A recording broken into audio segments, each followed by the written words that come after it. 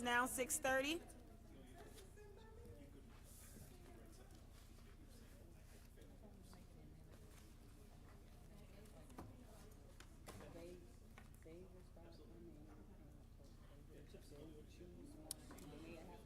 Good evening, everyone.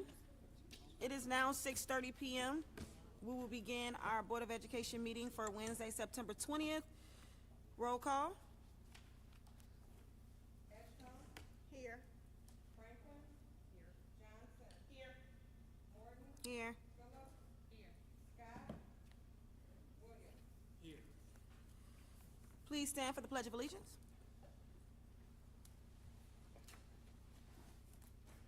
I pledge allegiance to the flag of the United States of America and to the republic for which it stands, one nation, under God, indivisible, with liberty and justice for all. Our mission statement is to educate, empower, and inspire the whole child.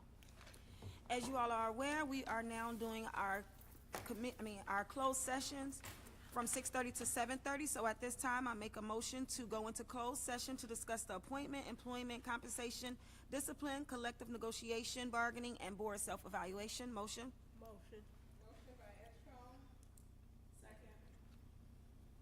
Second by Johnson. Roll call. Edgecombe. Yes. Franklin. Yes. Johnson. Yes. Morton. Yes. Phillips. Yes. Scott, and Williams. Yes. All right, we will be back once we return from our closed session. Thank you.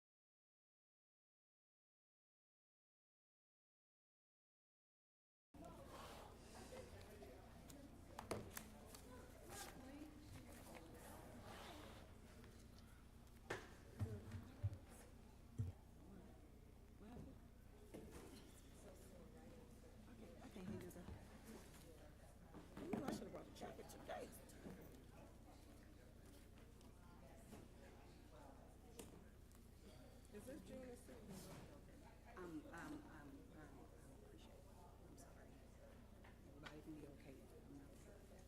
I work my ass off. It's disrespectful. And so, but I love y'all, so we good. I ain't going nowhere, but What's your sign? I'm a Sagittarius. Everybody in my house.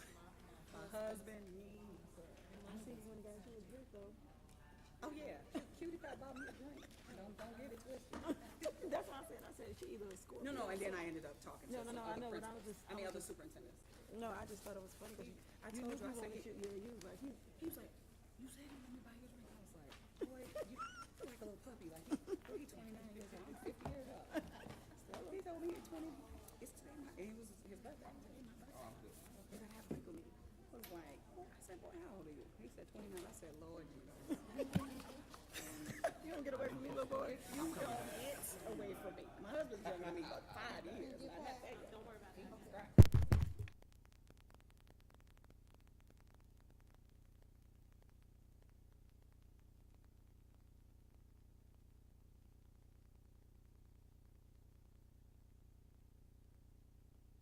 Good evening, everyone. Thank you so much for attending our Board of Education meeting today.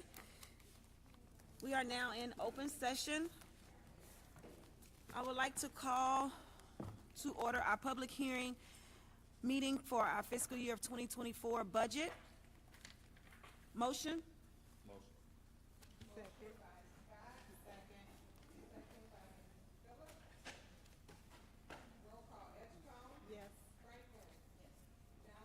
Yes. Yes. She won. Present first, then we do the comments.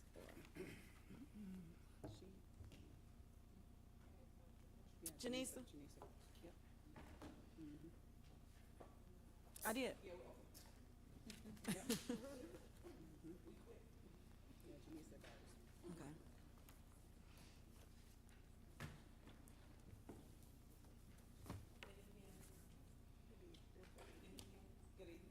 That's it.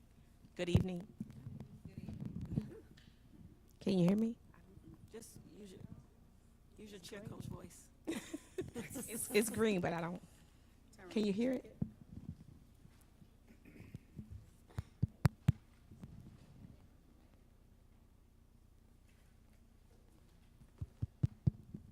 I'm so sorry.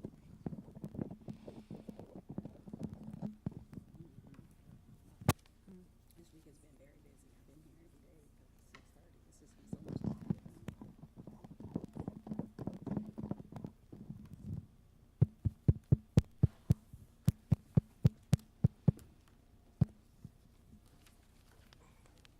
Yep. Okay, while we're waiting for the audio, I'm gonna go ahead and get started.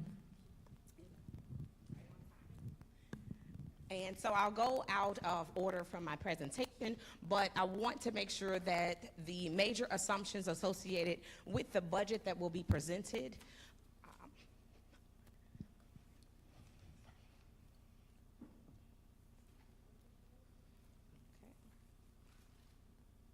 I have no action on the clicker. Turn on her clicker's not. Let's see. There we go. Turn it on. Okay. So, for the revenues that we have projected are based on our tax levy dollars that we'll receive. It's based on also our evidence-based funding dollars that we'll receive in conjunction with the funds we received due to the board approving the property tax relief. So, we also have ESSER 2 funds remaining as well as ESSER 3 funds remaining. And there's some more ARP ESSER funds that we also have that we are anticipating receiving, as well as the $2 million for Amazon. As far as the expenditures, the major focus areas is that we have plans to provide updates to areas of maintenance, which are with our HVAC system being replaced, our air conditioning being repaired and replaced across multiple buildings, which is about $2.7 million. Capital expenditures for our Seton Prairie addition and the site renovation at 2 of our school buildings, which is the concrete and asphalt project, is about $4.45 million, as well as the salary incentive proposal that the board approved for the retention of staff, the sign-on bonuses, and the like. And so that was an estimated $804,500. And then other expenditures we expect to increase at the rate of inflation. We know that we are experiencing cost increase here, there, and everywhere. And so these are the major assumptions for these expenditures as listed in the budget. If there are no questions from the board or the community, then we can close the budget hearing. Any questions? No questions? At this time, I make a motion to adopt the fiscal year 2024 budget for Elementary School District 159. Roll call. Motion?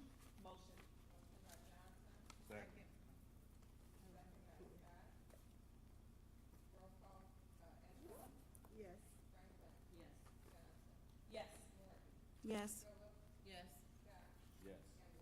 Yes.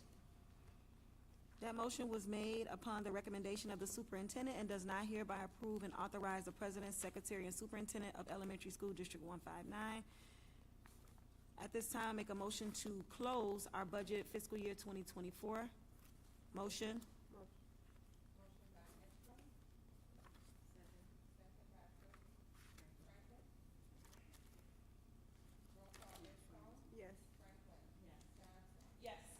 Yes.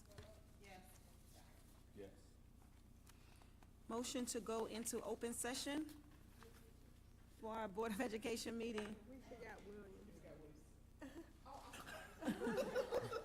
Yes. For our open session, it is now 7:39 p.m. Motion?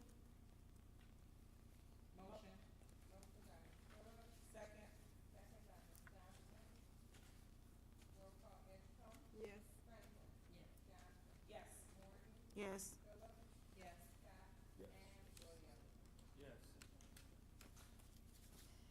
So before we went into closed session, we had already done our Pledge of Allegiance, our mission statement. So now we're down to our Board of Education report.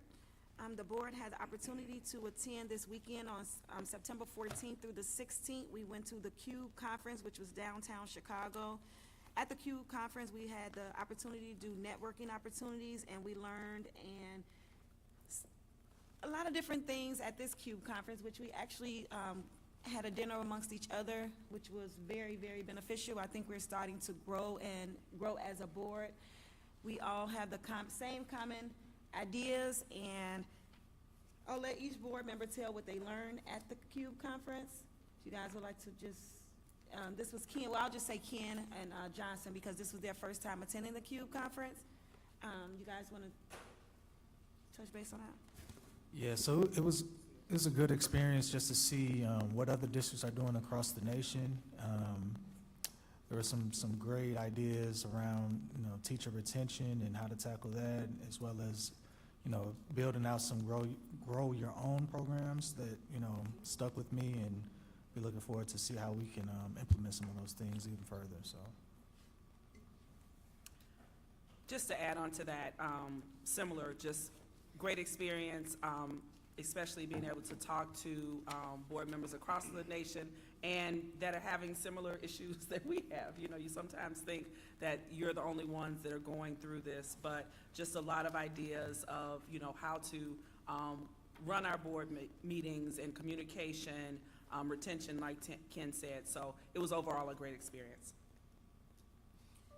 Thank you. The next things on our agenda for the board is our board policy 2-125, which we will not have to vote on tonight because we are already aware, so that will be taken off.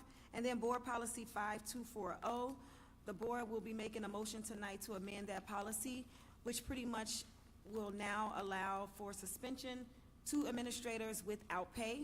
So that is the policy 5240 that we'll be voting on later. So that will conclude our Board of Education report, and now I'll turn it over to our superintendent for our superintendent's report. Good evening, everyone. It's nice to see a good crowd out there. All right, I'm going to start with a couple informational things. First, I'd like to thank Governor Pritzker and the state superintendent for coming to see our STEM center. That was definitely a highlight of my 29-year career, and there have been many, many highlights. So it was really good to be able to highlight and show the state of Illinois and the nation what we have going on in Elementary School District 159, and I'm very proud of the work that the STEAM team has been doing, and most importantly, proud of the work that and the support from our board as it pertains to the quality of the education that we can provide our students. So again, I'd like to thank everyone behind the scenes who made that day happen, and it made it seem very seamless, so I'm very proud of that, and I'm very grateful. I would also like to say that on October 2nd, we will be celebrating National Custodian Day. Woo woo! It recognizes the hard work that it takes to keep our district facilities in tip-top shape, as well as the people who work diligently, often without being considered or appreciated. And one of the things that I am so proud of the work that we do here is how we elevate and celebrate each and every one. Because every single person, no matter what seat you sit in, you are extremely important to us. And so October 2nd, we're going to shower our custodians with as much love as possible. I see you, Carrie, back there. And on October 26th, the Board of Education is inviting everyone to attend our community safety forum, and myself, Dr. McCoy, and our SRO, Chuck Evans, we're going to go over a few things, and don't mind me reading, I just want to make sure I don't forget anything. District-wide safety protocols, our mental health supports, behavioral expectations, community, legal updates and trends, and social media cautions and prohibited items. The community knows that months ago we voted on, our board voted on and approved a necessary need that we have as it relates to keeping our buildings safe. And we just want to say that we wish that this was not something that we needed, but because our board is very committed to the safety of our students and our staff, that we will have metal detectors. They are going to be installed. Our hope is within the next few weeks, and we will keep everyone posted as it relates to that. I will move on to our attendance. So our attendance, we have a grand total of 1,646 students. Colin Powell has 574, 285 at Neil Armstrong, 323 at Woodgate. Maria Yates has 245, and Seton Prairie has 219. Our attendance, we definitely should need some work. Parents, please make sure that your young scholars are coming to school every day prepared. Colin Powell, 89%. Maria Yates, 91, Neil Armstrong, 94, Seton Prairie at 91, Woodgate Elementary, 92, and pre-K, EC is at 83%. Later, at the end, our Board of Education will be voting on a discipline hearing that we had regarding a student that attends our middle school. And that will be at the end. I just want to let you know that they will be voting on that as far as what the resolution with that is. And then we also have our press policy, which is the policy 2.170, which is the procurement of architectural, engineering, and land survey services. And so this is a draft in their first read, and within 30 days they will vote to adopt this new policy. We also, our board will be voting on an intergovernmental agreement between the Board of Education and the Village of Richton Park. The Village of Richton Park will be providing after-school services for Neil Armstrong schools, and during the summer, they will be providing summer camp, which will be open to all elementary school District 159 students. At this time, we're going to move into our presentations, and we're going to start with the transportation and driver proposal. Oh, I'm so sorry. We wish. No, I'm joking. Mrs. Owens, you're back up.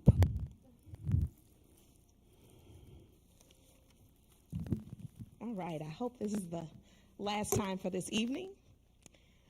I am going to give my board presentation for our financials. I'll also talk about the auditing firm and go over our fund balance and the STEM and BMO report, as well as a little bit more detail on the FY24 budget. As far as the auditing firm, we had to do a search. As you may recall, our firm, Mueller and Company, they experienced a major labor shortage. And so they are affected by the labor shortage, as with all other industries. And so they told us in May of 2023. And so that was really a really short period of time to try and get an auditing firm secured to be able to start our process of auditing on time so that the completion can be done by November 15th. This shortage, this labor shortage is affecting so many areas, but because the school districts need the audits performed according to deadlines by ESB, ESB is now on notice, and they have actually made some changes to certain systems that we have to report to because of the major labor shortage that is being experienced with the auditing firms. And so they are understanding what's happening with the auditing firms as well. This search that we did, here's a list of a lot of the companies that we solicited, and the majority of them said no. The other said had no response, and we had one company, they let us know that they can squeeze us in because they do not want our district or any district to go without.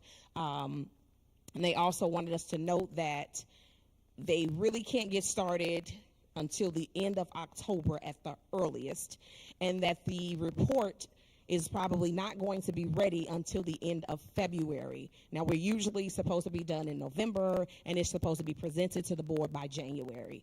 And so they're trying to do it in February, the presentation, but just know that the bottom of February is the earliest. And so it could very well be March before the auditing firm has completed the audit and able to present. Once we solidify an auditing firm, we'll be able to then get started, and they'll be able to put us on their actual schedule to begin the auditing process.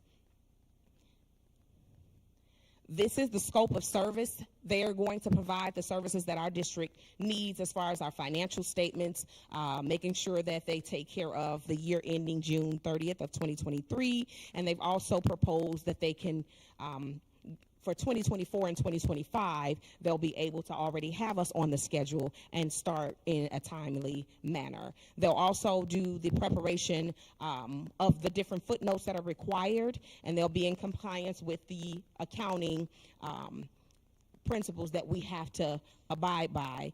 And they're going to prepare all those documents, and they're going to make sure they also put them on the ISB state form. And so, as you know, we get the we get the annual financial report, and we get the annual financial statements. And so that ISB form for the AFR is what ISB requires. We'll also receive the schedule of expenditures for our federal awards, and so they have to do a review of our federal awards that we receive, all of that grant funding that we receive. And so they're going to take care of that as well. They're also going to prepare the data collection form, as well as only their portion, and then once they do their part, then they submit it to the district office, and then we have to take care of the different parts on our end. And they will also take care of the review of the GATA cipher in relation to their opinion that they give. So that is the the year-end financial report. So that's a consolidated year-end financial report that they'll take care of as well. Whipfully, they've given us their breakdown on their fees.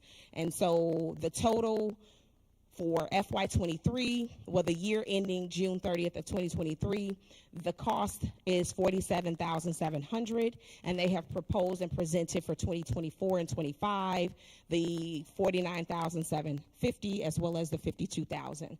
Now these dollars are subject to negotiation, and as stated before, it is based on the district's needs. So should our needs change, the price would change. So if we need less, it could very well cost less. And if we should need more services, then those costs will increase as well.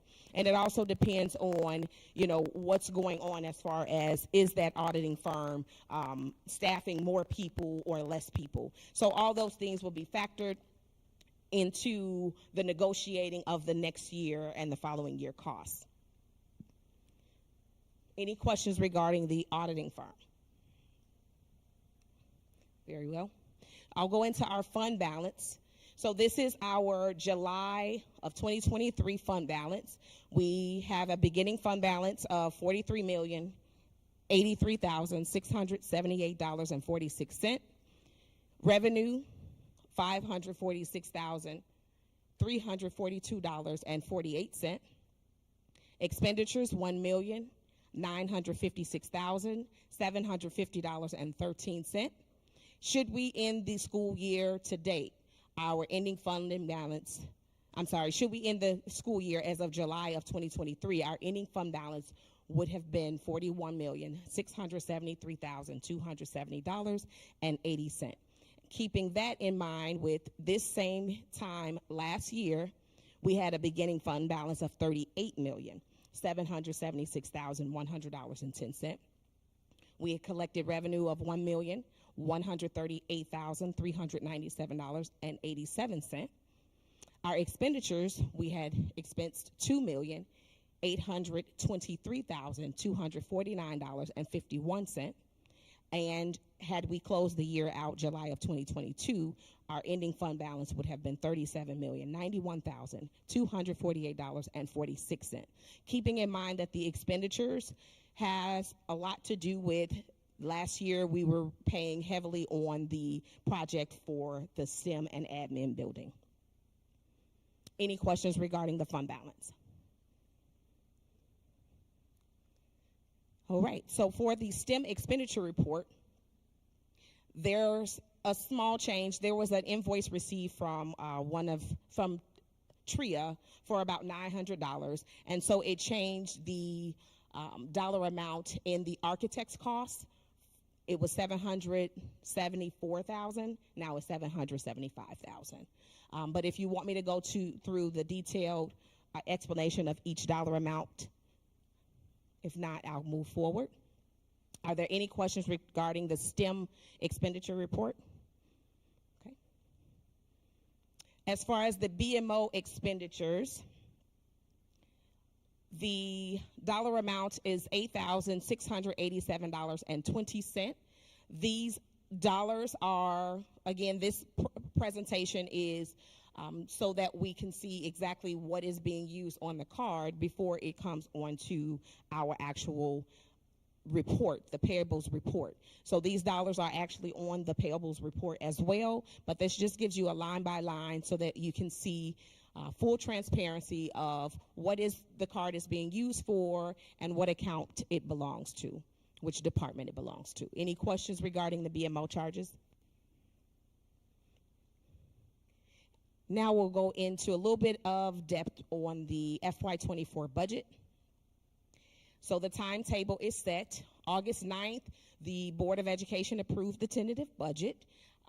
We made sure that the community was aware that the public hearing would take place on September 20th, which is today. On August 11th, we put the tentative budget on display, and we also placed it in the newspaper of general circulation, Chicago Tribune, for our district. And we have made sure that it was available at the front desk, and it is currently there at this moment. On September 20th, today, the district held the public hearing for our FY24 budget. And should the board approve it, then we will move forward to make sure that by October 20th, the county and the state has the copy that they need so that it will be filed properly and on time. The major assumptions, one thing I didn't mention before was that the property tax bills for the second installment is late again this year. And so you notice that we were lower in receiving revenues this year than last year, and that's because we have another delay. And so we usually have those installments in by August 1st. And it's a 45% of the annual tax extension. However, we're still yet waiting on those tax bills to come out. Once they come out and taxpayers begin to pay, then we'll start to receive those revenues as well. Evidence-based funding dollars, as stated earlier, $6.2 million is our base funding minimum. Plus, we receive $1.3 million from the property tax relief grant. And so as long as the board continues to approve the abatement of taxes per the agreement, we will continue to receive the $1.3 million in perpetuity so long as evidence-based funding dollars exist. However, should the board decide not to approve the tax abatement, these dollars will cease to exist and we will only receive $6.2 million in perpetuity. Should we receive that option this year, that would also add to. We're in hopes that that opportunity for our taxpayers will be given to us again, and we're very hopeful. We are usually in the top, so we were like number 13 one year, number 9 on the list one year, and they usually have listed about the first like 40 school districts. And so we were really high up, and so that opportunity may be availed to us again this year, and if it does, I will present it to you, the board, so that you can take a look at it and see if that's something you would like to move forward with again. Those dollars are not figured into this. That would just be a bonus for our district. The district will also receive, as I stated before, is $91,600 from ESSER 2 that remains. And then we have $3.2 million that remains in ESSER 3, of which $1.9 million is for the addition to Seed and Prairie. Okay, and then we estimate about $600,000 for the other ARP. And so the other ARP, there's money for homeless McKinney-Vento. There's funds for plethora of things, digital learning. So there's a plethora of, there's about maybe 6 other grants that's through the ARP, which is under ESSER, that our district has received in the past and could potentially receive, we plan to receive again this year. Should we spend the money that they give us, then we will receive those revenues. If we don't spend the money until later in the year, we won't actually see those revenues until the next school year, because that money comes after the receipts are provided to the state. The district will receive the $2 million pursuant to the Amazon agreement through our taxes. And so we anticipate receiving that as well. As far as the expenditures, one thing that I want to mention is that we've projected these expenditures. However, taking into consideration that there is a major labor shortage, and that labor shortage causes a supply chain issue. And so if the supply chain is having issues with designing, creating, putting on the line the equipment that we need, it may take a little bit more time for us to actually receive the equipment for the HVAC system. What that means is that the expenditure part, when we actually pay the bill, may not actually go out until FY25 school year. So we may get the first bill in July.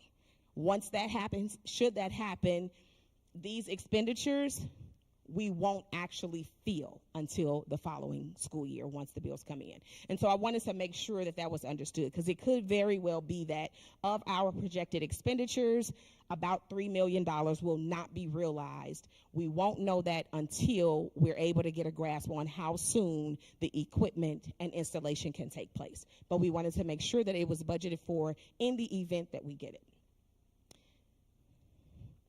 As far as the breakdown for the budget by fund, so we have education fund, we have a building fund, bond and interest fund, transportation fund, we have our Social Security and IMRF fund, which is the Illinois Mutual Retirement Fund. We have our capital projects fund, working cash fund, tort fund, and life safety fund. And so of all of these funds, I did a breakdown to show what we anticipate, similar to our fund balance sheet that you see, but this is based on the data that's presented in the actual budget.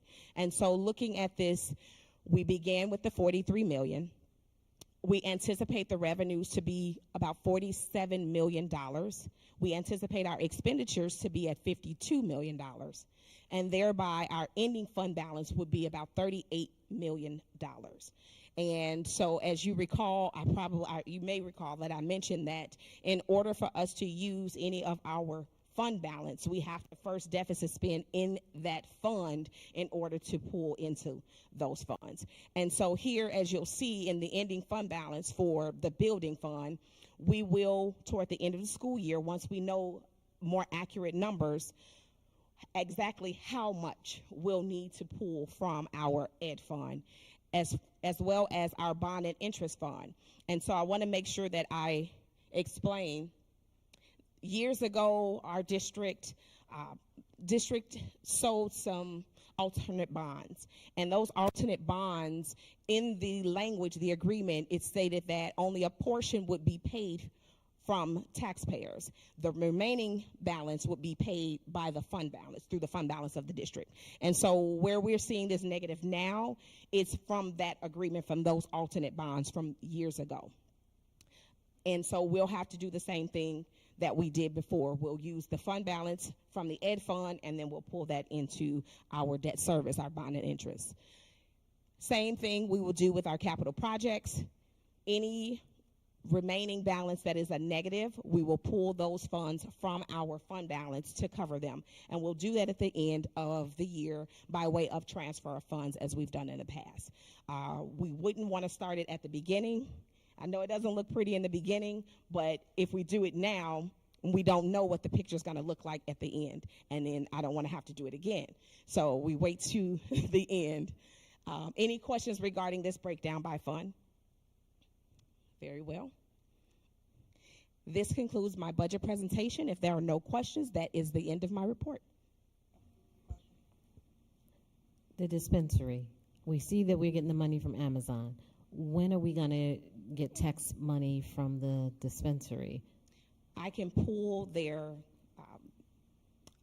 tax report, their bill, to see how much we've received, but because we did not do a separate agreement with them. The only reason why I mentioned Amazon separately is because Amazon has a specific agreement, and if we are to receive any more than what was listed, we have to return those funds back to Amazon. So that's why I itemized them separately. Thank you. Fantastic job, as always, Mrs. Owens. Thank you. So now we will move on to our transportation proposal, bus driver proposal. Dr. McCoy and Ms. Smith, thank you very much.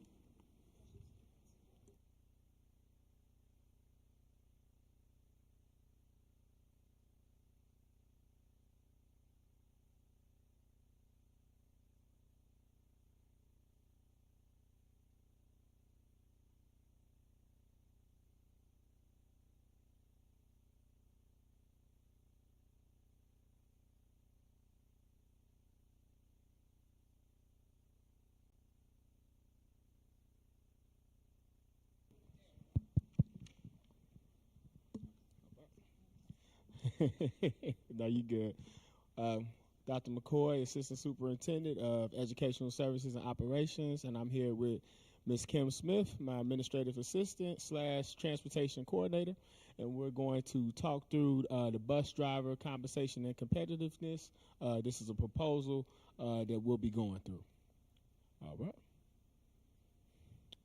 So just an introduction of this. The purpose of the presentation is to compare the pay and benefits provided by our district in Madison, Illinois, with those provided by nearby bus companies. We'll examine the bus driver's pay structure in the school district as it stands today and make some suggestions for prospective competitiveness boosting our driver attraction measures. So this is as it stands currently with our district. So we've had this position posted pretty much since the summer, $20 per hour. This was a part-time employment opportunity, so that means no benefits as it would stand right now currently. So upon us doing some research, just looking at competing bus companies and their offerings, you have First Student Bus Company. Their hourly pay is at $20 to $23 per hour. They also have a sign-on bonus. Their benefits was not specified. Then you have American School Bus Company in Frankfurt and Orland at $23 per hour. The benefits, they have a paid CDL training, medical benefits, paid holidays, and incentives and bonuses. And then you have Safeway, starting salary between $28 to $30 per hour, an experienced driver sign-on bonus at $4,000, and then they list all of their benefits there, which makes it difficult for staffing with our part-time position as posted currently. So this is just surrounding district with partial transportation. So you have Flossmoor School District 61, no job opening for transportation, staff 4 transportation drivers. So then you have Park Forest, Chicago High School District 163. Their bus and van drivers are at $18 per hour minimum of 4 hours per day. And this was posted June 6th with a closing date of September 21st with no applicants, which just shows that dollar amount at that $18 per hour, it just isn't that attractive, especially if you refer back to that last slide, just in comparison, just what's going on in the surrounding areas as far as bus companies. Chicago High School District 170, salary based on Transportation Department salary schedule, benefits, enrollment in the Illinois Municipal Retirement System, and medical insurance. That job as well is still open. So this is just showing that the competition is heightened given all of those other companies that's just in the surrounding areas. All right, we'll go through this one. I can't see that one. I got you. All right, so this just gives an idea of better benefit and compensation package. And so just thinking about what we can do in order to attract bus drivers. So just attracting and retaining talent, just offering a competitive compensation package. Just going back to those things that we just mentioned, right? Safety and reliability. Well-compensated drivers are more likely to be motivated and focused on their jobs, which contribute to safer transportation for students. A higher level of reliability and professionalism can be expected when drivers are compensated fairly, right? So they'll probably take more pride in their work. Improved driver morale, which is very important. Fair compensation and benefits can boost driver morale and job satisfaction, right? Happy drivers are more likely to provide a positive and nurturing environment for students, leading to a better overall experience for everyone involved. And competitive package, a better compensation package can give District 159 a competitive edge in the job market. This can help the district stand out in a competitive hiring environment and attract the best candidates for the job. Then reducing turnover costs, right? We don't want to hire someone and then they want to leave, right, because they don't feel like they're not getting all those things that we just mentioned. So those things are just important. So analyzing competitiveness and implications, Elementary School District 159 now offers lower pay and less benefits than the local bus companies, which we've been talking about. And so that's just not as appealing. Then we just compared those other job openings. Those are still open that are close to what we're offering as well. So that just shows that the competition is heightened given those other companies. So we have to think about that and begin to become more competitive, right? So ESD 159, Common Platforms and Strategies. So this is all about just promoting and marketing the opportunity that we have. So we utilize the website, school district newsletters, utilizing social media campaigns, local newspapers, state employment agencies, school job fairs, community outreach, referrals, all of those things to ensure that we have a bus driver. So looking at their compensation, their benefit package, and then doing all of these things to promote what we're offering here at District 159. All right, so this is just what a day would look like for our bus drivers. So just like a mock schedule, if you will, for full time. So pre-trip inspection, so before the shift would even start, then this is some of the things that they will go through. Just a brief overview. Then they go into the start of the shift, and then just preparing the bus to get ready for that full day shift. Same thing here. So they will start their first route. They'll make sure those safety things are in place on the bus, maintaining the schedule. They would need a break, right? Continue safety checks in the shift. And then they have certain administrative tasks they may have to do, which is incident reports, documenting mileage, updating route schedules. So that would be a full day for a bus driver. And so this just goes into just the time piece to be a little bit more specific as to how that might look, given for our STEM center and making sure our students are able to come to and fro from the STEM center throughout the day. So you see the times there.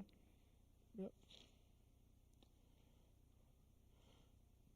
So then this is just based upon what they would be doing throughout the day. So this is just for both of those bus drivers, just giving a little bit more detail on how that could possibly look with the pickups and drop-offs just throughout the school day for the bus drivers.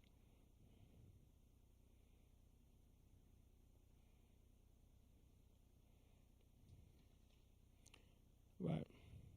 And so this is just another possible schedule there as well. Yeah, one was for part-time if we had 2 part-time bus drivers. So this is just how it would look if it was 2 part-time bus drivers. But if they're doing all those other things, which is inspecting the bus before they begin the day, and if they have other things that we may add within that, then that's what it would be. All right, so this schedule ensures that both buses are utilized efficiently to transport students to and from the STEM Center according to the class schedule. Bus 1 handles the morning classes. Bus 2 would take care of the afternoon classes. This would be if it was a part-time schedule. All right, now this is full-time. So this is going just into full-time, how this would look. So you could just see some of that breakdown as far as if we're utilizing bus drivers throughout the day, those 2 full-time bus drivers, then they each would have students where they would take them to and fro just throughout the school day.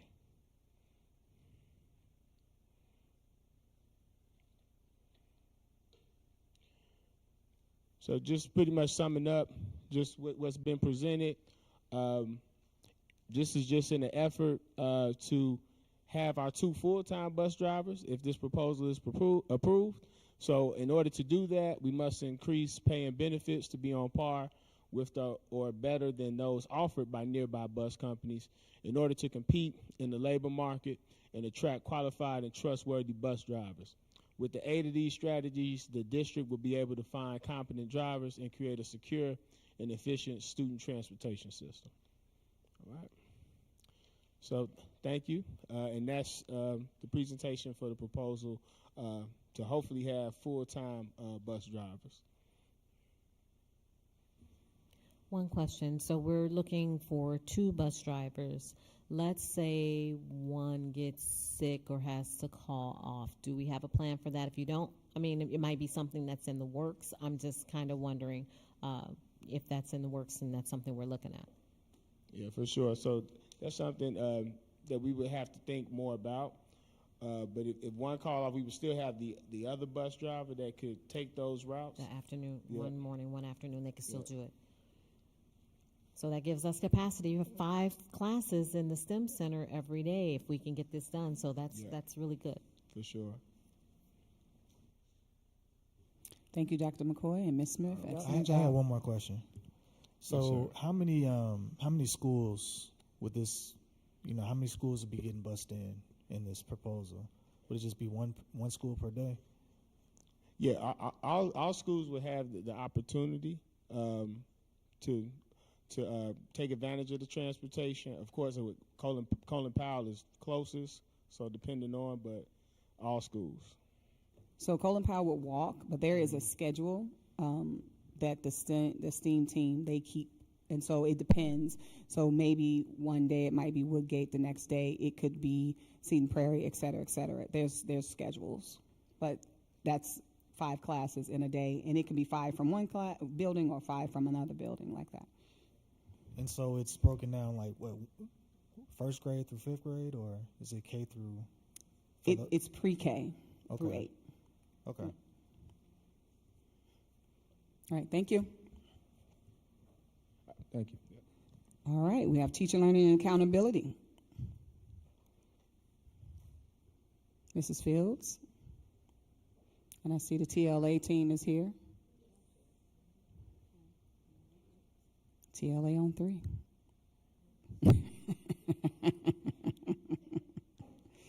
Good evening, board. How's everyone doing? Okay, today the TLIA team would like to talk to you about what we've been working on this school year. We are so excited. I want to begin with the 3 buckets of work that we're working on. Professional development and learning throughout the district. So we have differentiated PD that we provide to teachers and leaders. The leaders receive coaching through Educational Epiphany, our partnership, as well as from myself, Dr. Brunson, and Dr. McCoy. They also receive monthly principal meetings, which are really explicitly driven, using data to really drive decision making at each building. Overall, as a district, we look at district-wide data as well as individual school-wide data and help principals make decisions that are in the best interest of students. So the teaching, learning, and accountability team, we think about 2 different things when we create our buckets of work. We think about what the data says, and we think about the needs of the teachers and the leaders. So when we're creating our plans, that our plans are specific enough to kind of show growth and movement that hits the front line, and the front line for us is the classroom. Today we conducted instructional learning rounds. Our beginning of year learning rounds started today. And in these learning rounds, we go to every classroom to assess the rollout and the implementation of our plans. So our plans are in, of course, working with Educational Epiphany. We've rolled out performance-based objectives, as well as academic language, the gradual release of responsibility, which is an instructional strategy that teachers are engaged in. These are some of the things that you see. One of the questions that the board had last year was about the use of the HMH materials, curriculum materials, as well as the reveal materials. So to address kind of some of the concerns about the use of the materials, we've created ongoing professional development for teachers, as well as individual support from team members as needed. So if a teacher, for example, is a newer teacher and doesn't really know how to use the curriculum even after they've received professional development, the TLA team is then willing to go into those classrooms, either support them in understanding the materials or planning, preparing, and implementing those materials, those lessons. So that's one way that we've supported the use of the curriculum. The other thing that we did, so professional development has been one thing, coaching for principals has been another, ongoing professional development to support leaders, to support teachers, differentiation to account for everyone being at different places in their learning or their implementation of instruction. And then the other thing that we did, we noticed that some of our teachers were having difficulty merging all of the curricular materials and knowing what to use when and how. So what we developed was curriculum guides that are standards aligned, that tell them the specific academic language, it tells them the standard of focus, it tells them the performance-based objective, and it really provides a high-level overview of exactly what should be happening in the classroom. So I'm going to let my team begin to step in because they developed the guides with my guidance under Dr. Brunson's leadership of me.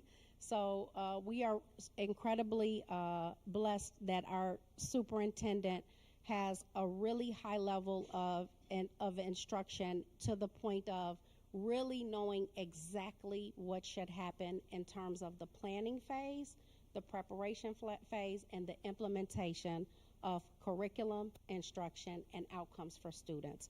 So when she goes in, when she speaks to us, she's extremely explicit in her coaching of me, and I'm sure everyone else, and saying exactly what she wants to see when she goes in classrooms. So then I filter the information to my team. We come up with a plan so that we ensure that students are receiving high quality instruction in every single classroom.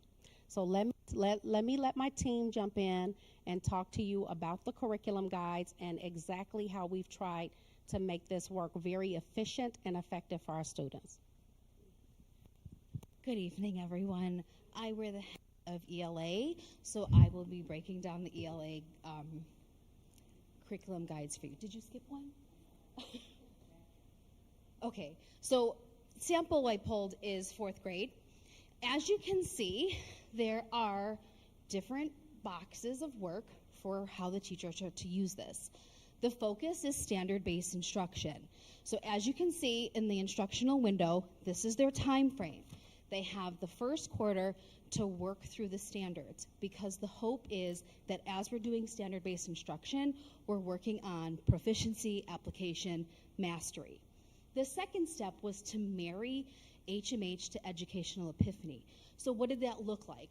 Well, it looked like every expectation for last year falls into these two containers, boxes, columns, whatever you want. Here's our performance-based objective, which is aligned to the standard. It shows what the kids will be learning along with what they will be producing to show that they mastered that focus.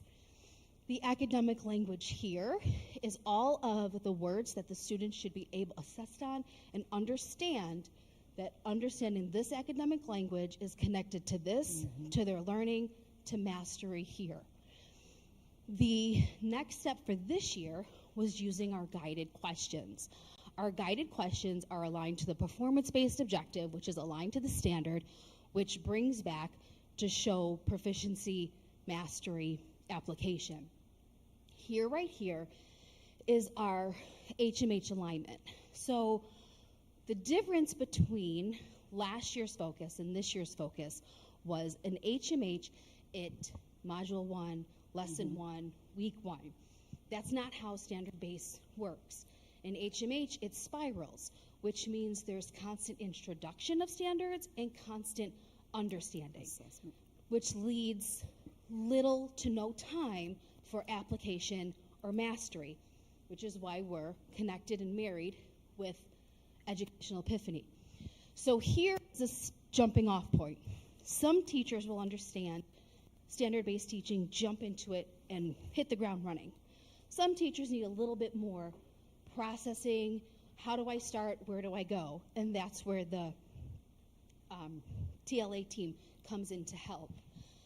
So that is our curriculum guide for ELA. You don't see the, can you go back just 1 second? The educational epiphany part also has interpretation guides.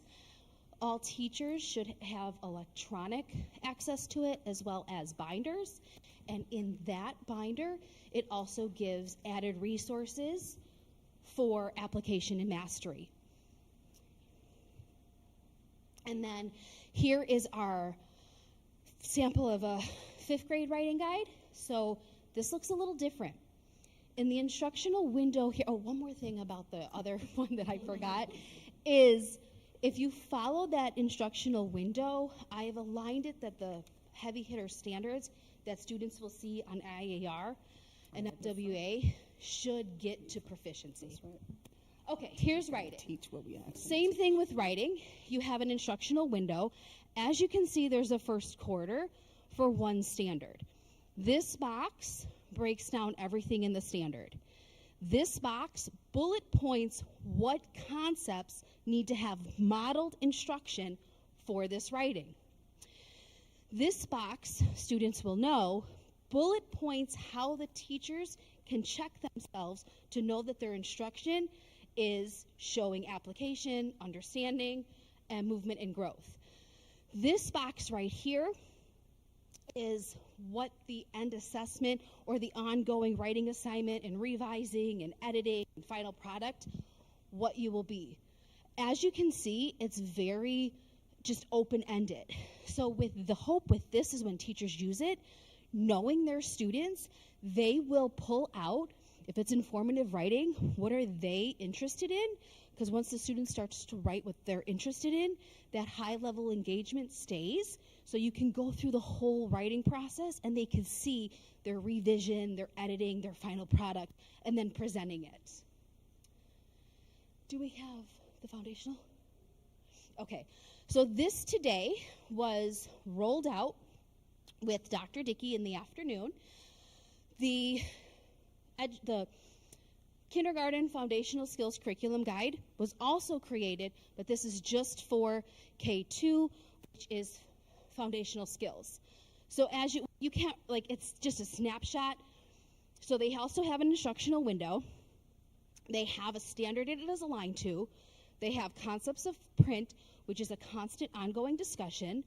Then they have phonological awareness, which is Heggerty, and that is in their block. It's also built in the minutes so that you're not losing instructional time on the RI or LL standards. So here's the 15 minutes for phonological awareness, your 15 minutes of direct instruction for phonics, your 15 minutes for your high frequency words, and then this whole section is exactly where you should be pulling from HMH, along with educational epiphany. So the hope is when the K through 2 teachers look at this, they start here, they pull their materials, and then they work through here, building in their time blocks for their ELA block. And then ELA, they work this way, going that way. Questions, comments, concerns? Thank you. You're welcome. Oh, So I'm sorry. So that's good information. But how do we use our IAR scores and our NWEA, which we just finished? So we know we have Epiphany, we know we have these other curriculums that are being used, but we don't see disaggregated scores. I know when we looked at IAR, for last year, we kind of remained flat. So we got a lot of plans here, and I thank you because this is helping me to understand it a little bit better. But I'm wondering, are we going to see like how this pans out with data, because that lets us know what our performance is doing with all of the investments that we're putting in. So I don't understand that, right? I'll answer that. So on October 4th, all of the principals are going to come in. This right here is to tell you the what. They will come in with their disaggregated data and tell you what their goals are. They're going to have 4 goals. They'll have an SEL goal, they will have a math and reading goal, and then they'll have a culture and climate goal. And so the culture and climate goal, of course, that's the information that comes from the 5 essentials. And then they'll use that information for that in particular. NWEA will help them with their 2 academic goals. And then the SEL, which Dana is going to talk about as our use of Panorama and Second Step, that's where we are. So what you're going to find out on that day, which is October 4th, each principal will come up and they're going to present their school data and the strategies in which that they are going to utilize. This is what teachers will be doing. The principals will be guiding the discussions, and then they're going to come back 3 times. So you're going to get the beginning of the year, and then in the middle of the year, they're going to tell you their progress. And between that time, all of them, myself, we will be going in making sure that they are utilizing the investments of the materials, and then they'll come back at the end of the school year and tell you our progress and what did our students learn. And then it should show up in those high stakes tests like the IAR.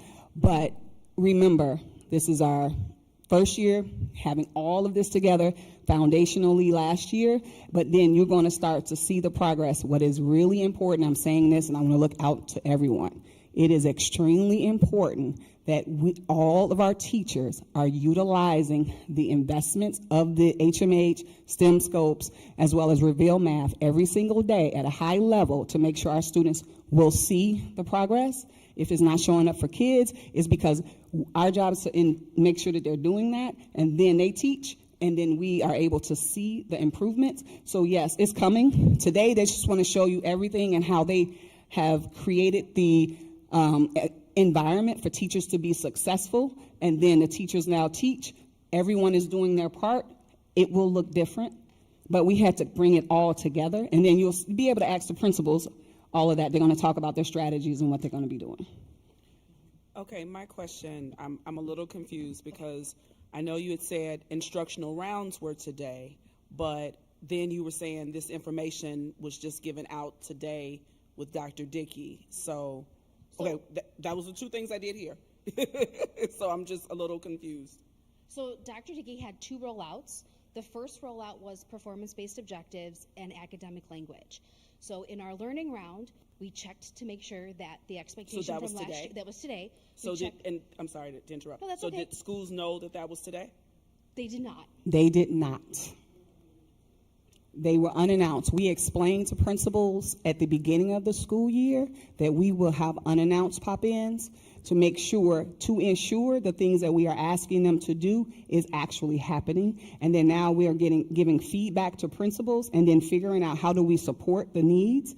And then we will, but there are announced ones, but we wanted our first one to be unannounced, and we did tell them that it would be unannounced. So thank you for that. So then explain to me because you said something about they got this today. That's the So foundational that's why I'm just like, that's the foundational skills for K through 2.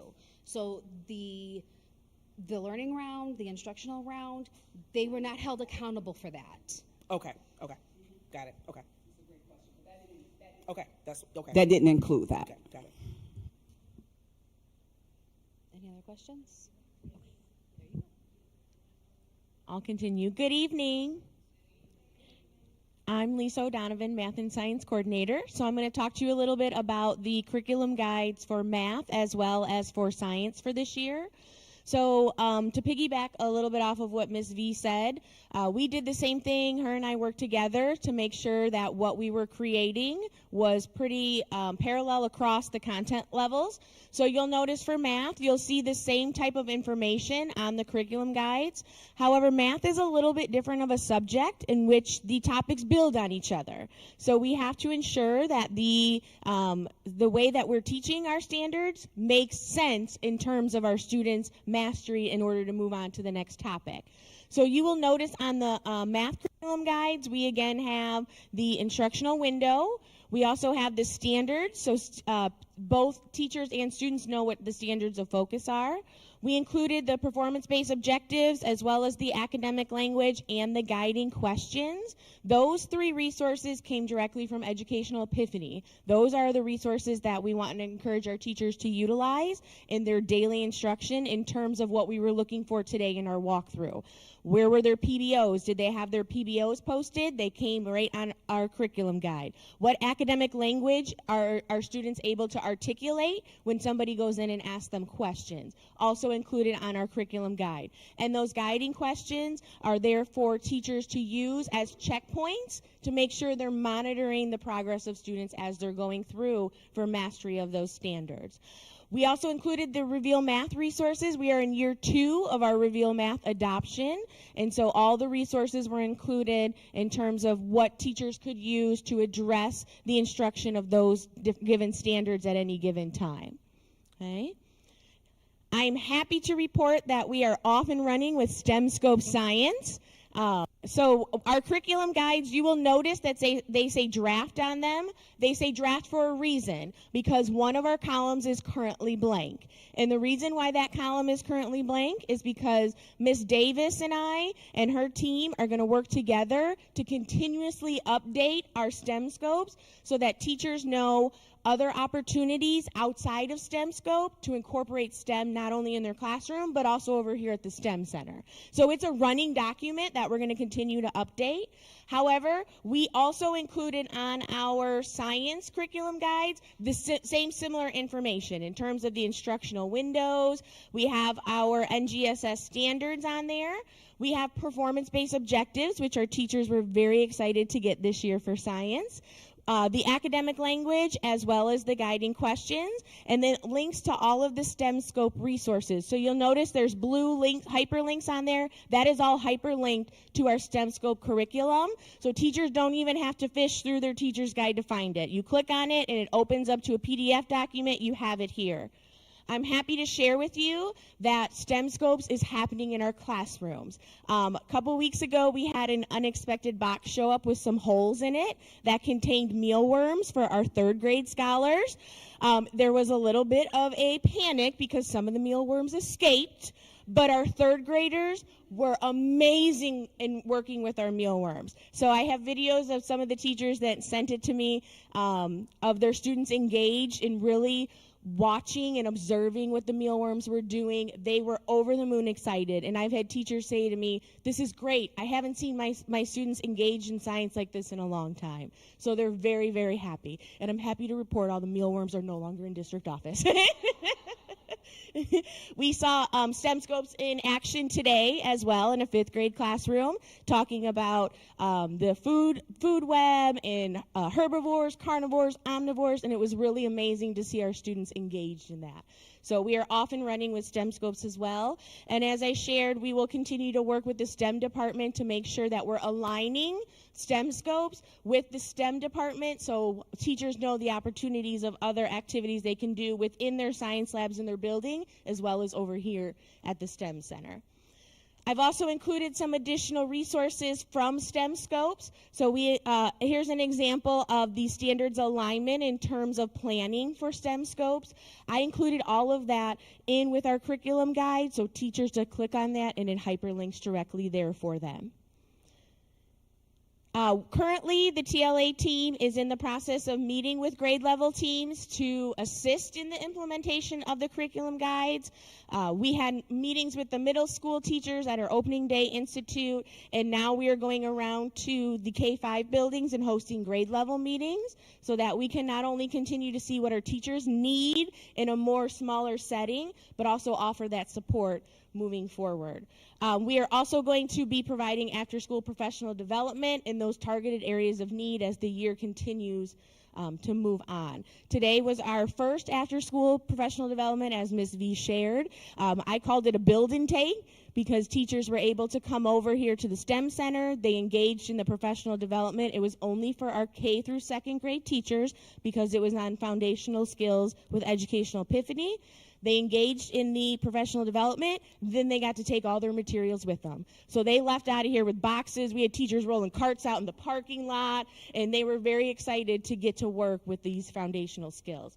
So we'll continue to provide after-school professional development in those areas of need, as well as provide those grade-level team meetings during the school year. Are there any questions?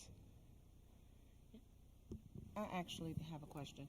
How often do you, what is the percentage of teachers asking for that help after Dr.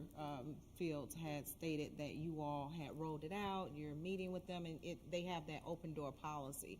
So what does that, how is it coming along, basically? And what's the percentage of it? I'd have to go back and actually calculate the percentage, but we have a pretty high number of teachers. We are in a position right now where our teachers are looking for support, and they're looking for what else can I do. They are hungry. They're excited about STEM scopes. They're excited about the curriculum. So we are doing everything that we can to meet the needs of those teachers. We have been focusing, I know Mrs. V has been meeting with all the different grade levels at different schools, and then looking more at those brand new teachers that are new to us and what kind of support they need first. And then those veteran teachers that reach out and are just like, please come and save me. Yeah, those type of teachers. So we actually have been pretty much, I think we've made contact with almost every single teacher district-wide between all of us. Yeah.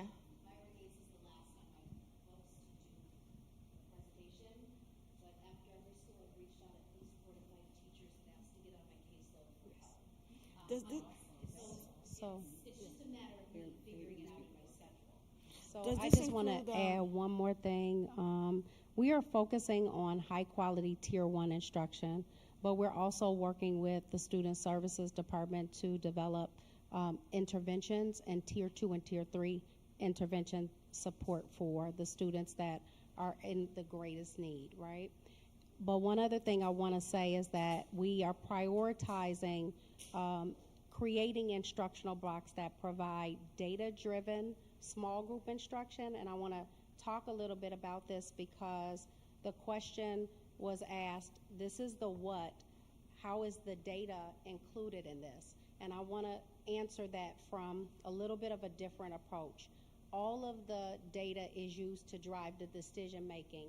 This part right here doesn't tell you the other portion of this, which is teachers formulate small group instructions based on their BOY NWEA data. And we created a tool that it lists out all of the students and all of their scores. And did we provide that to the board last year? Did we show that to the board last year? So, yes. I'll so get we it. You rolled can. the You, names. I'll get it from Yes. you, and I'll put it in my next I boardogram. want you guys to see this because it drills down to the individual student. So we look at the district at large and all of our students in every category that they fall in, whether it's intensive need or highly proficient, because you can't just, you have to remember enrichment needs support to be better, right? And the intensive people need instructional or academic or behavioral support. And so what we've developed is a new structure that allows for teachers to drill down to the individual students and create groups of students, small group instruction that will take place within their classrooms using our data tool. So Dr. Brunson brought Panorama to the district. It creates all of these wonderful, reports that allow you to drill into the skill deficiency and then pull small groups of students and provide that differentiated instruction. And I think that's what you were asking about. Yep. Okay. My only question was, does this support also go to our substitute teachers? Because I know we have a lot of substitutes, so they get the same support. They do. Okay. Yeah, they're Teachers. Okay. One last piece is, we have all these wonderful resources, but if you can't locate them, it doesn't mean anything. So we, as a TLA team, created a Google site that houses all of this information. So the link is included on there. It has drop-down menus on there. It has all of our curriculum guides. We update it on a regular basis. It also has links. So, for example, we had Reveal math training last year that was recorded.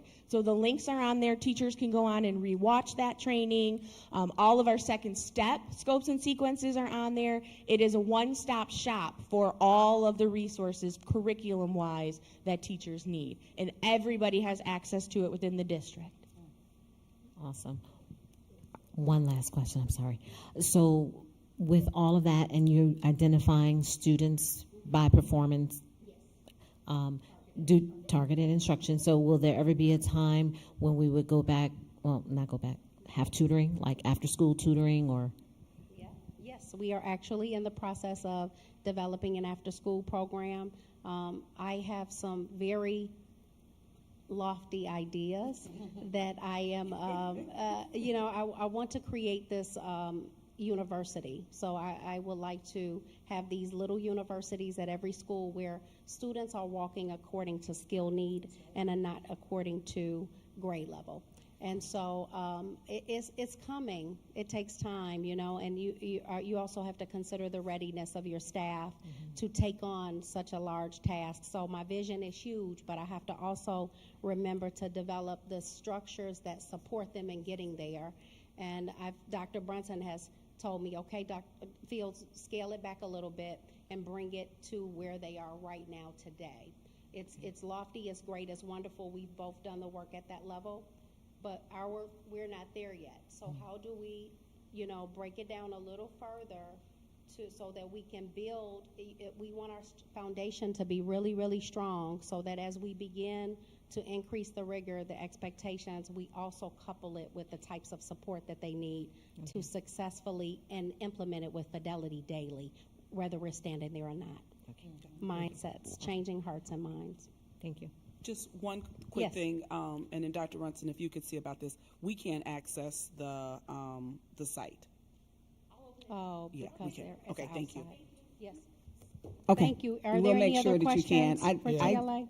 I gave it to you all in your bordergram. You might We be, you couldn't couldn't access it then. access it then? It was just me, and then now I can't access. Okay, no problem. We'll get you access, absolutely, because it's actually pretty wonderful. Yes. Yeah, I have one question. So with all these curriculum guides and everything with the programs, is there any overlap between any of them? Have the teachers expressed that in terms of, like, is there any duplication in with one is covering and the other is, or They're are they all all unique separate? to every grade level is different. There is, you may see overlap in some of the language because the language continues across some of the same language you see in kindergarten, you will see in 8th grade.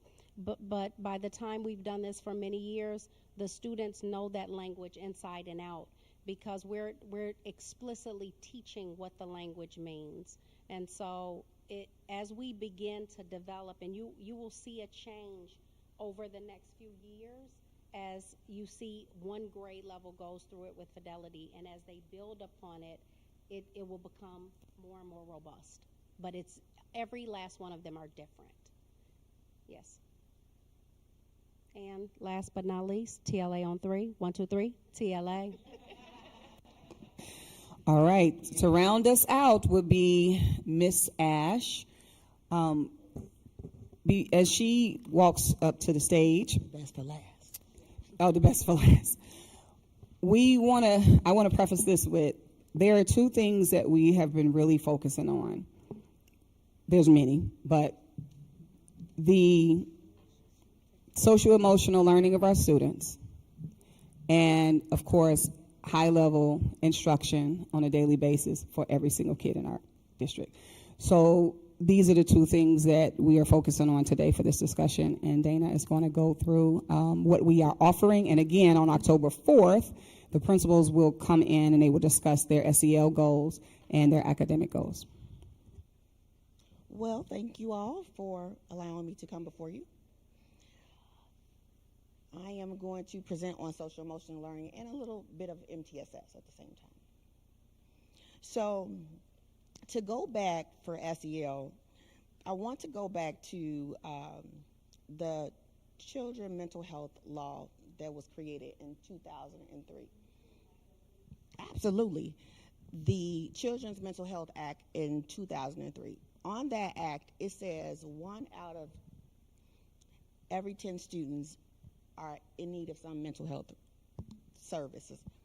and it says that actually only 25% of the 1 of the 10 actually get the help that they need.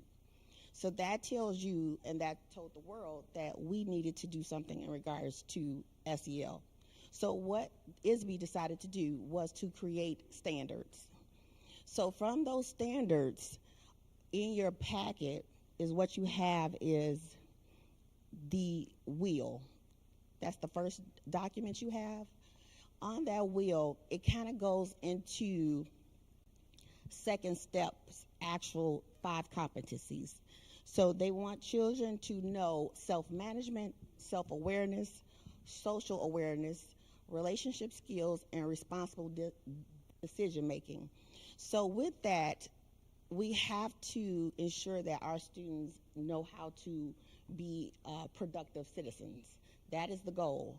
So with our SEL standards, it allows us to use the curriculum second step, which we adopted this year, which we piloted last year, but we adopted it for all teachers this year. So in that wheel, it gives you a lot of information. So I just wanted you to have it so you would know. Oh, you have it? Okay. Okay.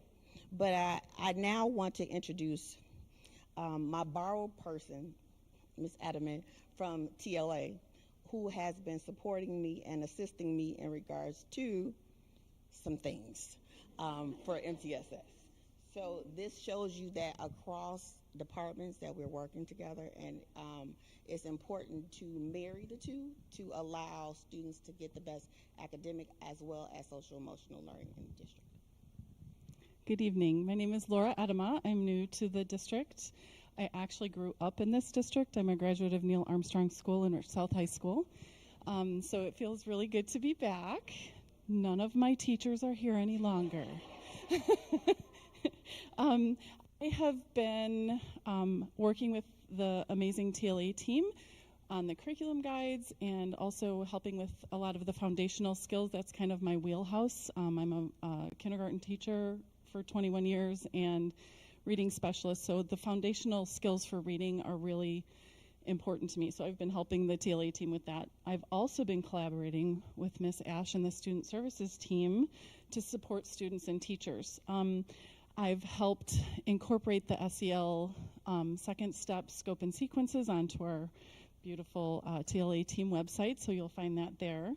And also, I've been working with the reading specialist and the math specialist for preparing them for interventions for the school year. So the goal was to get every reading specialist and math specialist doing something consistent across the district so that there's equity amongst all the buildings, so that all the students are receiving the same types of services. So one school's not using this program and one school's using a different one. We were able to get everything consistent across the building. So they all know what they're supposed to be using for their small group interventions, and the teachers will also know what to be using, what things are available to them to be using for their small group work in their classrooms as well. That's my portion. Thank you. And unfortunately, her work, I thank you, Ms. Fields and Dr. Brunson, for allowing her to assist me because so in regards to social emotional learning, so the Panorama survey actually went out this Monday, so it is closing on the 30th, so we should have some very good data from our students for social emotional and how they feel in regards to scoring themselves. The survey ends the 30th, so we'll wait for that to happen to see how to tier those students. The second step curriculum, last year, of course, we piloted with about 30 teachers so that we could see the areas that we may needed to grow and change and adjust. And that is where we learned that we needed to add a second step or SEL time in the day for teachers. So this year, all teachers have, and all buildings have a wonderful SEL time to go over those 5 domains and the second step curriculum. The crisis prevention nonviolent is a training to de-escalate situations. Last year we had gotten 8 people trained to train the trainer model. This year we are 4 times up. Right now we have about 34 staff members that have been trained in crisis prevention. With that, allowing us to train every building and every staff member in the building on de-escalating situations, which is very important. The next big thing on bucket list that we worked on is positive behavioral and interventions supports throughout the district to align things, but also to make sure that PBIS was being done. So we wanted to make sure that the interventions were being supported in the schools. We actually did last year a survey of each building and their PBIS teams to see exactly what was missing in each building. So that gave us and the teams a lot of good data to say, okay, we need a little work on PBIS. So that gave them the resolve to say we want to do this right. So at the beginning of the year, each building was trained, the team was trained for PBIS. So moving forward, when you go in the buildings, you'll see these wonderful posters for PBIS. I should have put some on my slides. I'm sorry, but all buildings have the PBI posters hanging, which is a wonderful thing for our students to see of how to the rules for the school. That is basically what it is. The last thing that we implemented is restorative justice. So the principals were trained in regards to restorative justice and how that looks in each day. And the last thing that we layered on top was we have 2 memorandums of understanding with the Behavioral Health Division and Gaskin Counseling. Last year we had Gaskin Counseling, and we found out that with that counseling, it wasn't assessing students and it wasn't a child psychiatrist.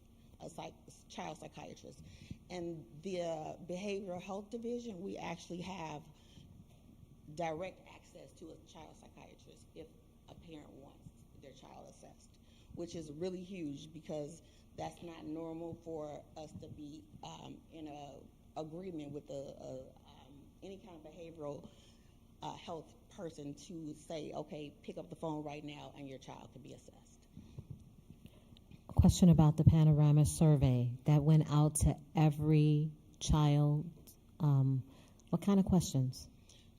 So I can email you the questions. Some of the questions are in regards to how safe they feel at school and they're getting along with each other. Just those competencies areas, the 5, there are questions all around that. And I can provide the survey for you all. Thank you.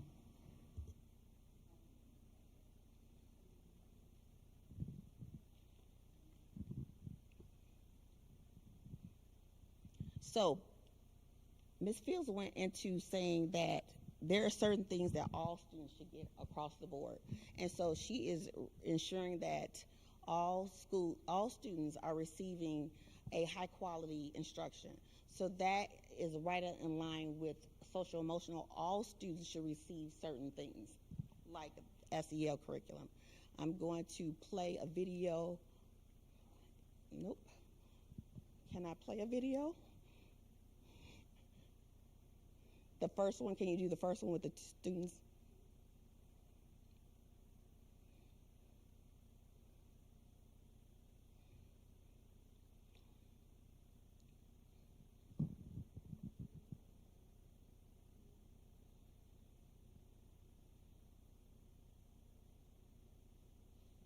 Thank you for your patience.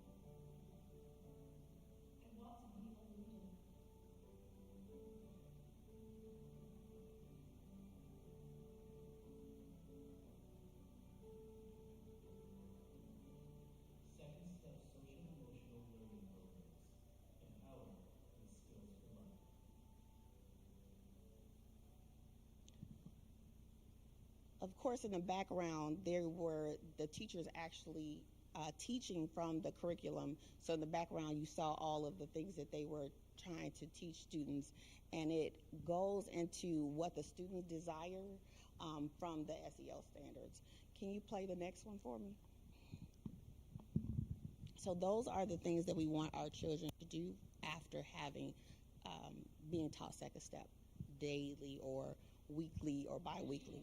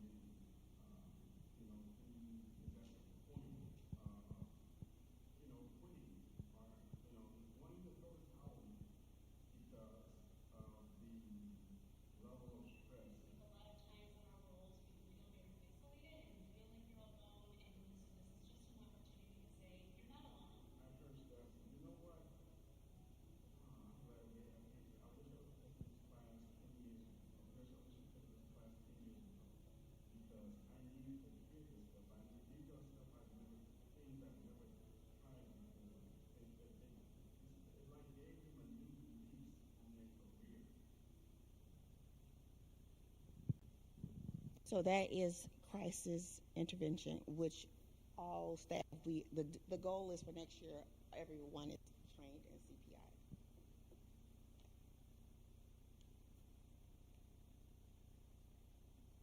Thank you. I have 2 minutes. Okay. So what you have on the screen now is MTSS. It is what it should look like and what it should be. So academic and behavior should marry, and that we should have supports at each level. So for example, this is a sample. It is not our triangle. So the tier core instruction that Ms. Fields was speaking of, it should be solid and, like she said, firm, because it allows the other tiers to bring more interventions and more things that students may need.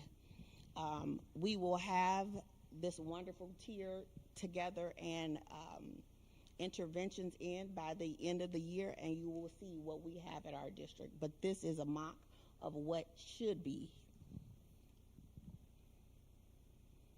Documented benefits of SEL, a list of research included.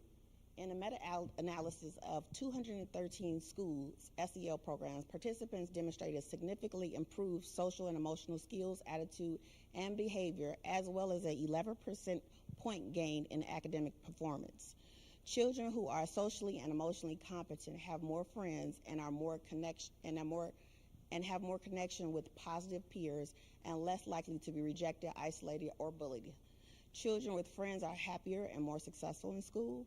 Empathetic children with good perspective-taking skills are less likely to be physically, verbally, or indirectly aggressive toward peers.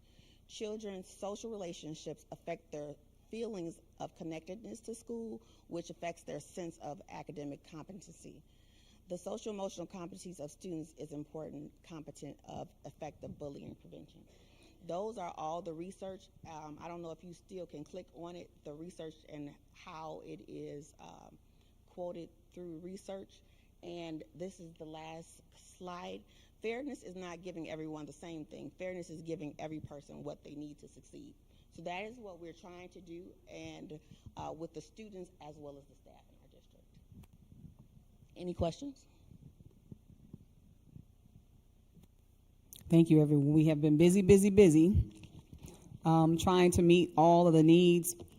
We've been working on improving our working conditions for our staff and faculty, and the learning conditions for our students. And that all of these things that you have heard today are about improving both of those conditions, but also making sure our teachers have the tools that they need to be able to face whatever challenges that they have throughout the day. And that concludes the superintendent's report.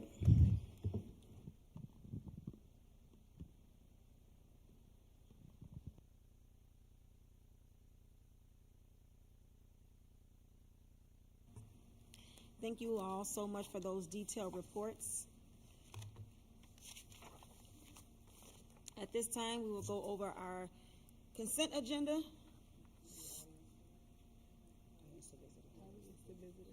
Do we have any audience to visitors this evening? No. Okay. Oh, okay. Did she put the form? Did you? She didn't give it to you. Okay. She didn't give it to you.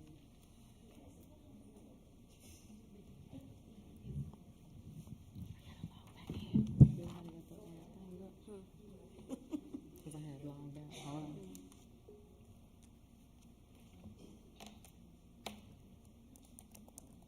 Yeah, she got to bring it out. At least it's not that long. No, it's not as long. Mm-hmm.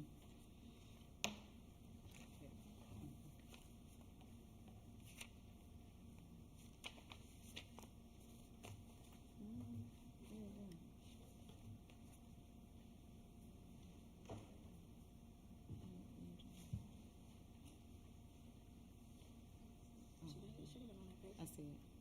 She got it. Sorry about that. Thank you for attending the Board of Education meeting. LaDonna? Addressing the school board guidelines, our public comment form. The public participation is a vital part of our school system success. There we go. Okay, sorry. I'm used to the touch screen. Elementary School District 159 Board of Education provides time for the input from the community and visitors at its meetings. To preserve sufficient time for the board to conduct its business, any person appearing before the board is expected to follow the guidelines. Sign in on the public comment sheet before the start of the meeting and submit it to the board secretary. That's me. The Board of Education will respond to all questions within 5 business days of the board meeting. Responses may be viewed under the Board of Education drop-down menu at www.dist159.com. Conduct oneself with respect and civility towards others.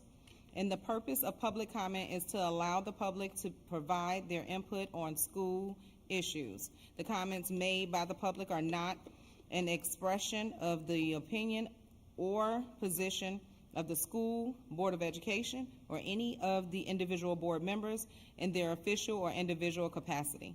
The Board of Education may extend or reduce time limits at its discretion, and that is policy number 2-230. And I have Ms. LaDonna Daniel, support staff president. Good evening, everyone. Good evening to my board. Good evening to all my admin and all my workers, that support staff workers that are here. I want to say I'm just so happy with my board. You ownership. I take ownership with you. Okay, I would like to say thank you so much for coming out and taking the time to publicly, I want to say this publicly, you know, with the retention bonus that was given to us, you all reached out to us, and it was just wonderful. And what I would like to do is have our secretary of our Support Staff Association read the thank you letter that I sent to the board. And before I do that, I also would like to thank District Admin for having their open door policy, especially Ms. Bronson, Dr. Bronson. Thank you so much for the open door policy and listening to the support staff concerns and you know, starting and implementing all the positive changes that's going to happen for our support staff members. I would like to have a special thank you to Mr. Marcellus Butler. Everybody's he's favorite. so awesome. Yes. Okay. Well, Ms. Vance and Ms. Owens. So I really, really, really am happy with the, you know, the output that you all doing for everyone. So I would like for our secretary, Mr. Kula, to.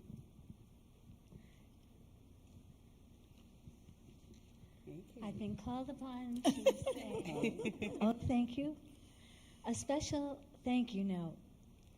Dear Elementary School District 159 Board of Education, on behalf of the Support Staff Association members, we would like to express our overwhelming gratitude and support you have shown and demonstrated through your unanimous vote for the support staff members to receive a retention bonus. Most often than not, our dedicated support staff members are the forgotten workers. It feels rejuvenating to our members to be acknowledged in this way. Our crossing guards, food service, custodians, secretaries, clerks, health clerks, instructional assistants, and student management supervisors who have always and will be providing our students, staff, and community with the support necessary to motivate our future leaders. Again, on behalf of the Elementary School District 159 Support Staff Association members, thank you, including our executive board members, LaDonna Daniel, our president, Calvin Perkins, vice president, Nathan Williams, treasurer, and myself, Carrie Zakula. Thank you so much. You're for your very support. Welcome. Very welcome. You know, it's nice when you can come in, you can celebrate, and you can say things that are going on that's positive, because there's always something negative going on. And I like this camaraderie, that this, you know, us open, and you all can talk to you all anytime that you all, you know, you want to. And I want to say two things about two of our members. One of our members, her name, she's a health clerk at Marie's. Her name is Chantel Childs. I might have pronounced her name incorrectly. She was our September, the IEA NEA September ESP star. She was nominated by our treasurer, Nathan Williams. Also, another member, her name is Bernie Eccles. Some of you all know her.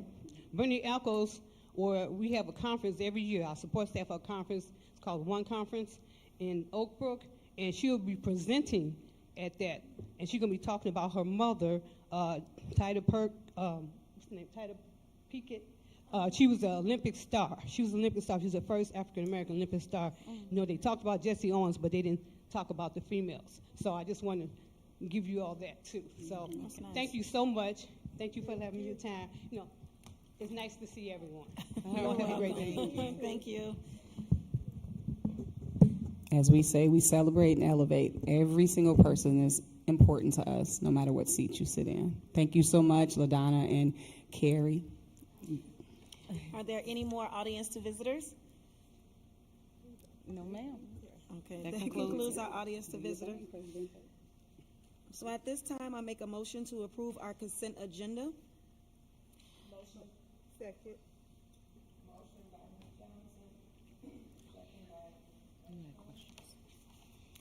So motion. Yes. Yes. Yes. Yes. So those motions made that the Board of Education, upon the recommendation of the superintendent, does hereby approve and authorize the president, secretary, and superintendent of Elementary School District 159 to approve the open and closed session minutes for the board meeting on August 9th, 2023. Special meeting minutes for August 5th, 2023, and Committee of the Whole meeting minutes for August 2nd, 2023. Approve the accounts payable and payroll as follows. Payroll for August 11th, 2023, $331,708.92. Excuse me. Payroll for August 25th, 2023, $1,429,221.53. Accounts payables through August of 2023 for $1,533,477.13. Approval of fiscal year 2024 budget. Approval of Whitfley Auditing Firm. Approval of the intergovernmental agreement between the Board of Education and the Village of Richton Park with the new addition of, as discussed in closed session. Approval of transportation bus driver proposal, and approval of policy number 5240. And then I'll make the other one separate. So motion to approve? Motion.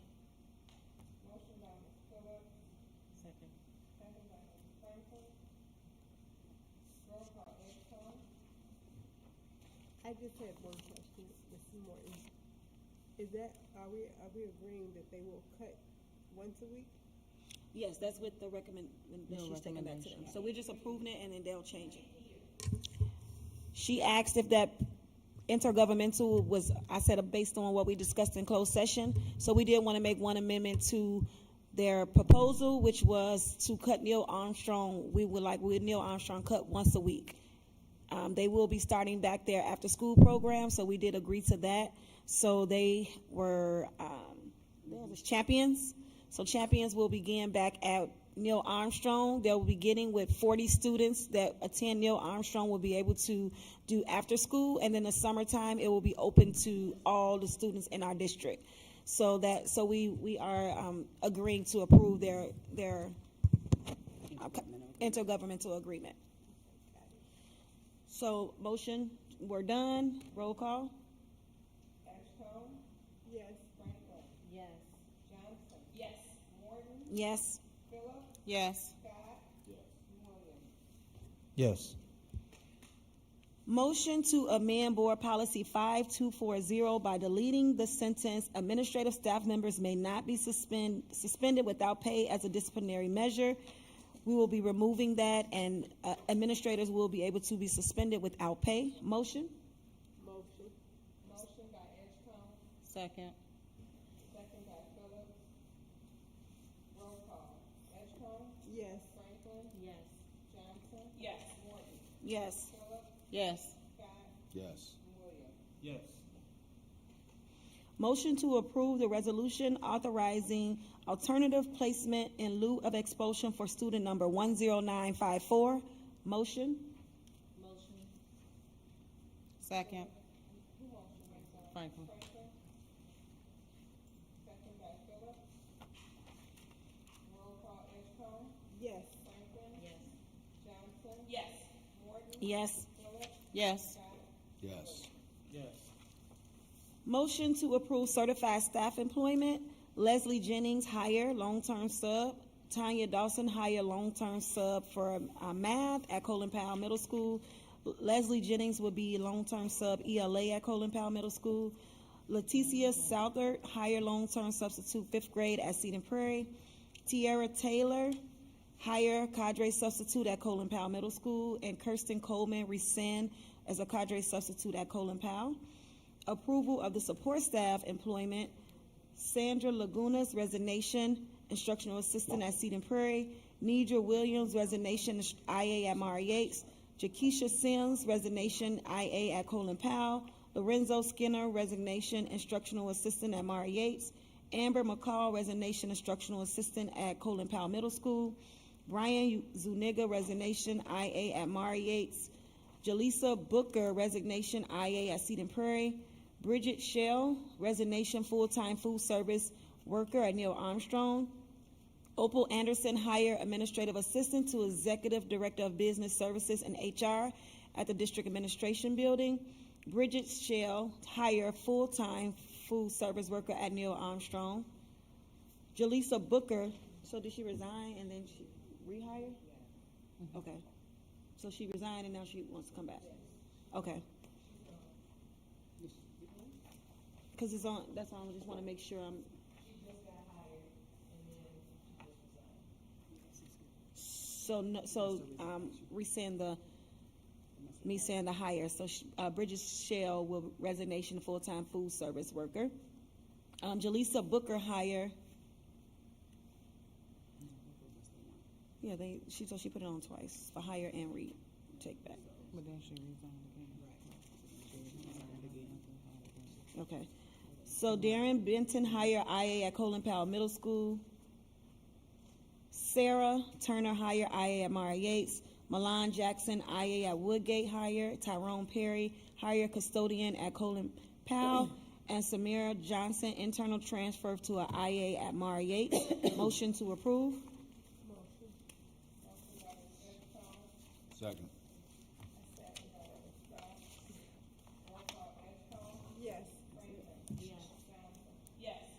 Yes. Yes. Yes.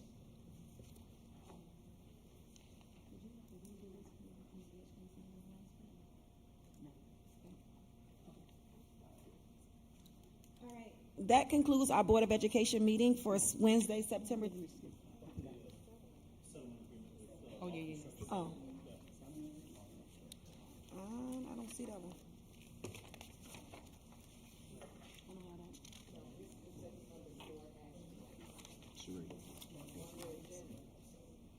So motion for the approval of the settlement agreement with all construction. Motion?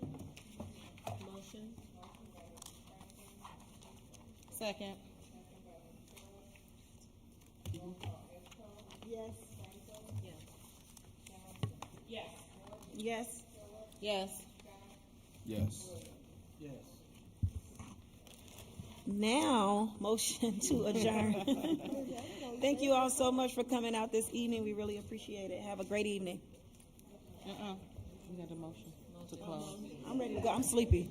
Motion. Oh, transportation. Did you have, that was on there, transportation. You forgot to approve transportation. I said that was included. That was the first. That was the first. At the beginning. Yeah. I was like, did I miss that? No, we good. No, we did. So motion to adjourn. Yes. Yeah, I did. Who motion? Motion. And Edgecombe. Yes. Yes. Yes. Yes. Have a good night. Look at Tyler. He got his hair braided. Thompson told me to bring his do-rag. I love it.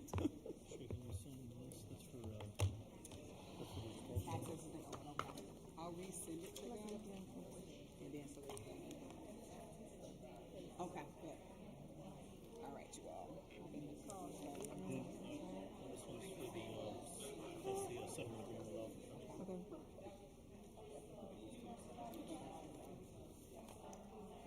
You're welcome. All right.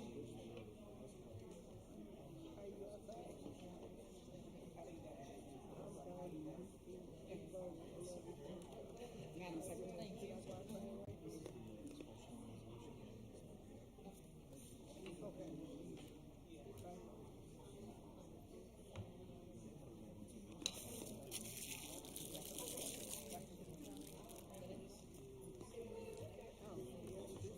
I'm tired. Well, you drive home safely, Miss Ma'am. Thank you, ma'am. I will. What take you, like 45 minutes? 37. 37 minutes? When people like to drive. Otherwise, it's like maybe like 50 minutes, Yeah. which is good. I get a chance to decompress, so I can go into mommy and So you play your wife music mode. loud? Girl, play my music. I talk to my sister. She lives right outside Memphis, Okay. so I get a chance to talk to her. Okay. And then I kind of relax, sing a little bit. Then I step into wife and mother. Yeah. You know. Yeah. I just feel good. I need this separation. Yes. I just feel good that we getting out of here so early. Yes. I thought it was going to be sooner, though. Yeah, It still was good. yes. The first 4 years was like close And to you know what? midnight. It's going to get better as we. It's like a practice. Yeah, because most of their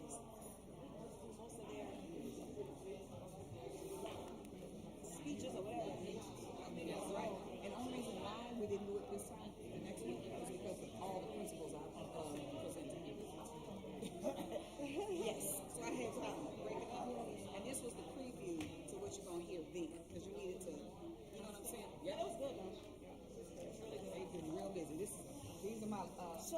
think that we are losing a lot of IAs because of the pay? And So you how know do what? we do? Well, we're about to start negotiating. Yep.